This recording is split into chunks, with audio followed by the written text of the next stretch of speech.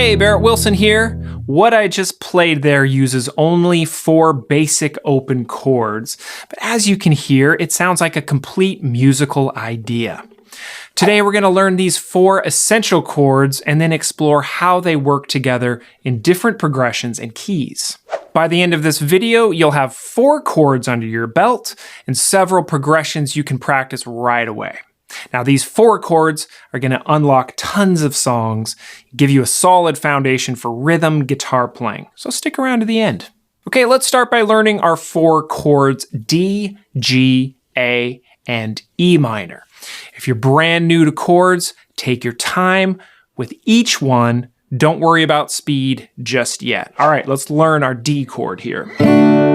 This one we're only going to be strumming 4 strings down from the D, G, B, and high E strings. We're trying to avoid the low E and A string.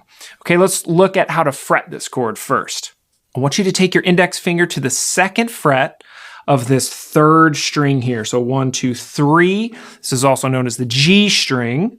Right there. Then we're going to take our ring finger right next to it, 1 string over, 3rd fret of the 2nd string, or the B string. And then middle finger is going to go down on the 2nd fret of the high E string, or the 1st string there.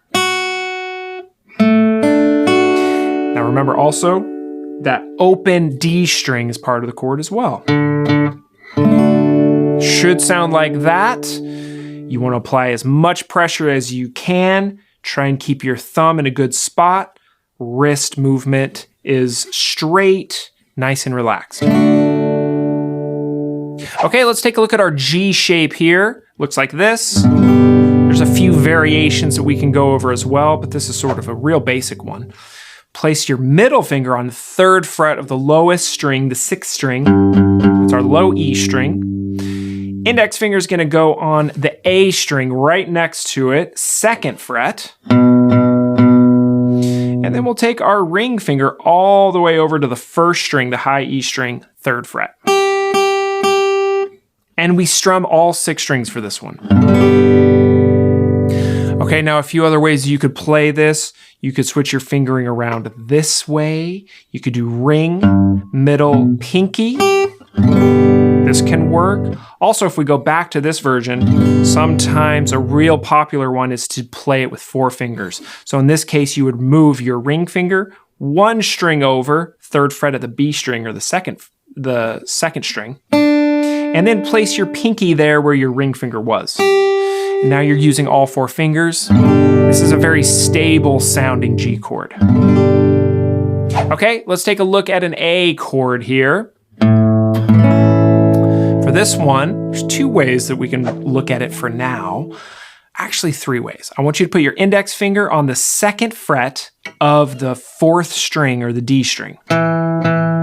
Middle finger right next to it on the 3rd string, same fret, 2nd fret. And then ring finger right next to that one on the B string, 2nd fret. That's the 2nd string.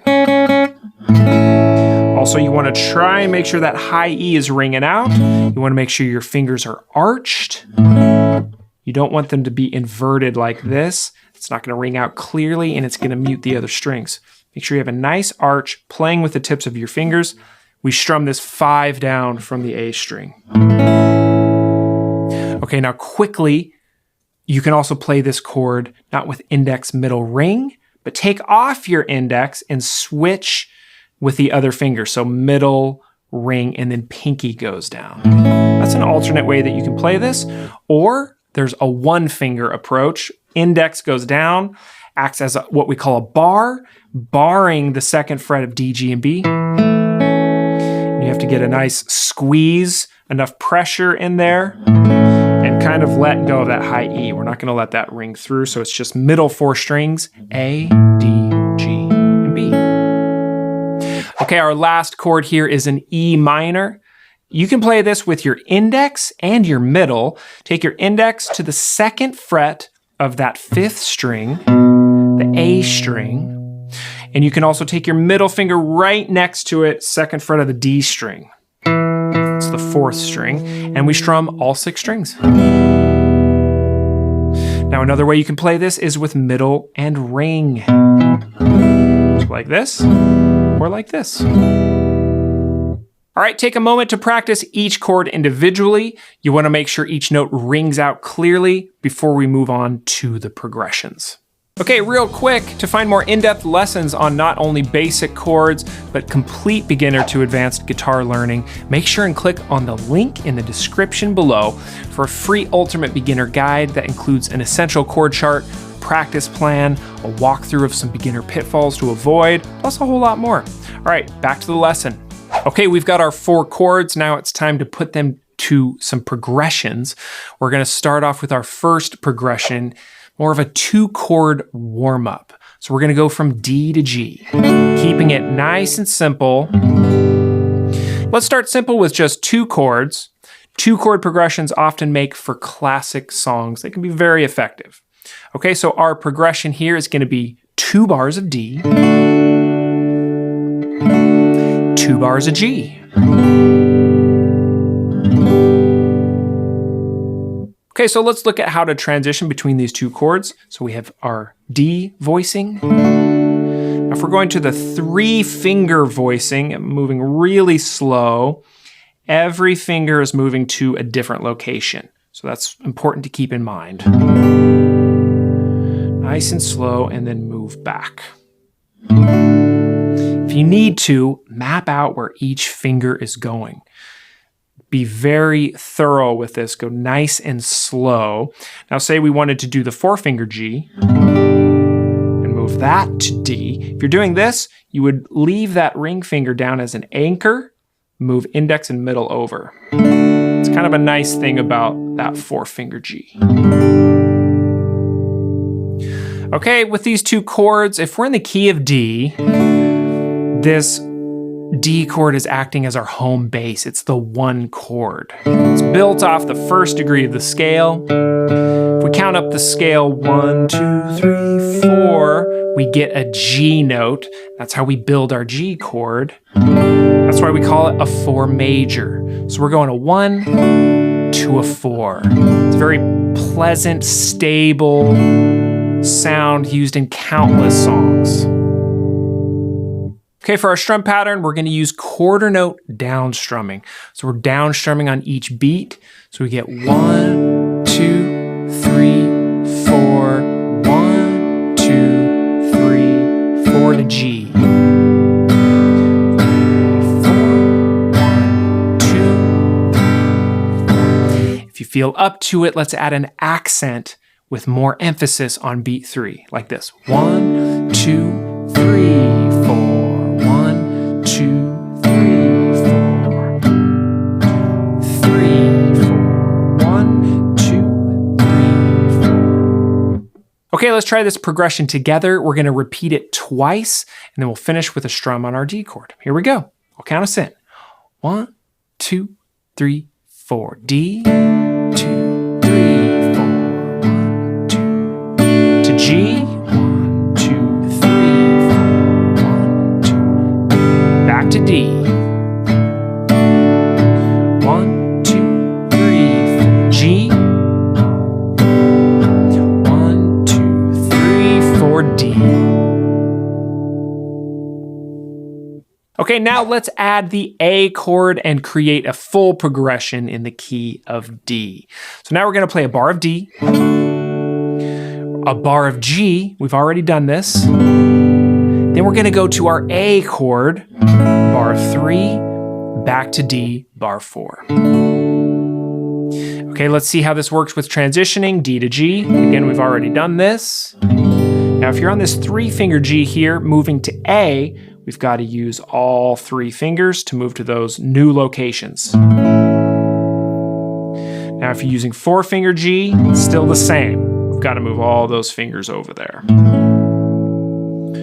Or you've got this one, or the 4-finger G, and then you move to the 1-finger A. That can work too. Whatever you prefer is fine. And then from there, we go back to D. We can analyze this as a 1-4-5-1 in the key of D. So D is our 1, and then 1, 2, 3, 4 gives us G, and then G to A, 4 to 5. That's where we get the 5, and then back to 1. 1, 4, 5, 1. This is one of the most common progressions in all of music, and it has that complete sound because we start and end on the home chord. Okay, our strumming here is going to sound like this. Over a D chord, we get 1, 2, 3, 4, and 1, 2, 3, 4, and. Okay, so I'm going half note strum on beat 1. It lasts for 2 beats. 1, 2. Quarter note on 3 going down. And then a down up on 4 and. Now remember, we keep our hand constantly moving. So 1, 2, 3, 4, and 1, 2, 3, 4, and. Now, as we're transitioning from chord to chord, especially because we have an up strum on the and of beat 4, it can actually be a nice effect to release the chord and strum open strings. So that would be 1, 2, 3, 4, and 1, 2, 3, 4, and that gives you a nice amount of time to transition to the next chord, so you don't have to do it so quickly. When you speed this up, it actually sounds nice.